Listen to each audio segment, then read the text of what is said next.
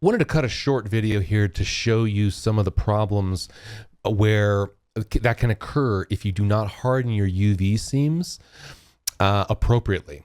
As for instance, if you just have a node hierarchy that looks like this, where you're taking your normals and you're just softening them, and then you're exporting your low poly model, what can happen is you'll get potential artifacts like that. See that little shading artifact there? See how that just doesn't look flat, right?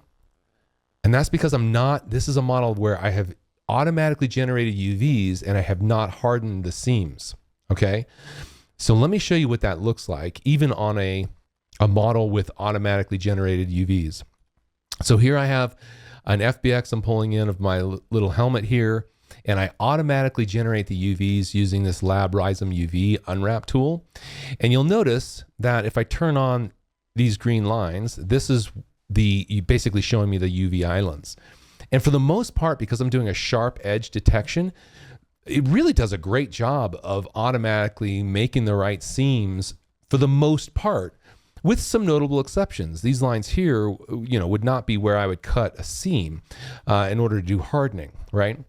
And this is especially important for hard surface models where you really want some really clean shading. Otherwise, you get those shading artifacts that you can see over here. So here's the fix, okay? So don't do this. I'm going to turn those off. And what you do is you want to cut, you basically do a manual UV unwrap, but I'm going to show you even what that'll look like with this automatic one. But ideally you manually unwrap if you want complete control. But let's say you just don't, you're going to do this automatic UV unwrap.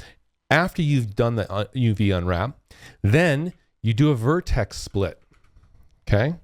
And you do a vertex split on the UV. Okay, so not the normals, but on the UV attributes, okay? And what that has done, if I go and I turn this off, I have currently 10,053 points.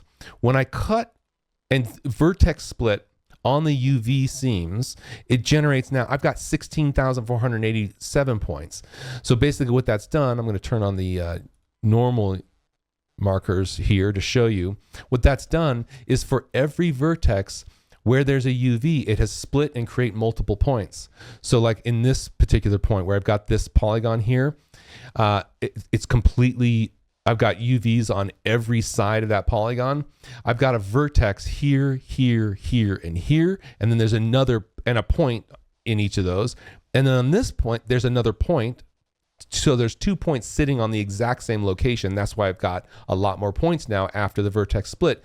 But this is important because now when I do a lab soften normals, and I'm just doing 180 degree because I want everything to be soft, it will only soften and average normals for points that are contiguous. In this particular case, they are not, because I've cut them and those points are standalone where those UVs were, okay? So you'll notice how I don't have an averaged normal here. These green lines here represent the vertex normals. Notice how this one is kind of going out this way and this kind of going out that way because I have vertexes in every corner, okay? Now, I need to then fuse those. I don't want all those extra points. So now let's fuse those points back together, but be careful.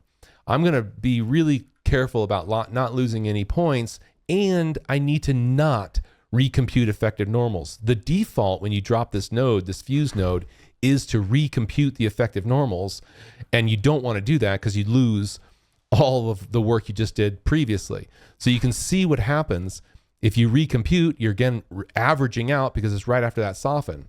So don't recompute, but fuse.